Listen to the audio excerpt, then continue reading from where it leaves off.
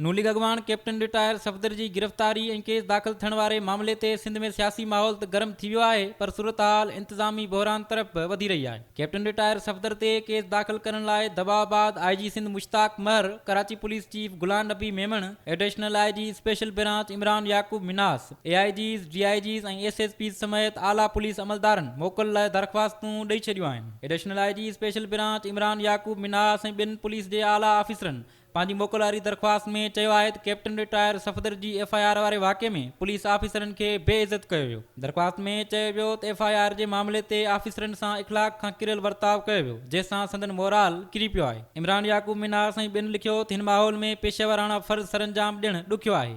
उन दबाव मां निकिरण लाइ खेनि 60 ॾींहं मोकल घुर्जे। फॉरेंसिक साइंस डिवीज़न जे असिस्टेंट IG समीउल्लाह सुमरे ऐं AIG हैदराबाद डॉक्टर जमील 30 ॾींहंनि जी मोकल लाइ दरख़्वास्तूं ॾिनियूं आहिनि। मोकल लाइ दरख़्वास्तूं ॾींदड़नि में DIG admin Amin Yousafzai, DIG headquarter CCPO Saqib Memon, DIG special branch Qamar Zaman, DIG ओभर नोमान सिद्दीकी, DIG ओलह आसम कैमखानी, DIG ॾखण जावेद अकबर रियाज़, DIG हैदराबाद नईम शेख, DIG मीरपुर ख़ास ज़ुल्फ़कार लाड़क, DIG सखर फिदा मस्तोई, DIG लाड़काणो नासिर आफ्ताब ऐं DIG CTD उमर शाहिद शामिल आहिनि। DIGs खां पोइ मुख़्तलिफ़ ज़िलनि जे SSPs बि मोकलुनि लाइ दरख़्वास्तूं ॾिनियूं आहिनि। पुलिस अमलदारनि जी मोकल वारी दरख़्वास्तुनि खां पोइ सूबे में इंतज़ामी बहिरान पैदा थियण जो ख़दशो पैदा थी वियो आहे।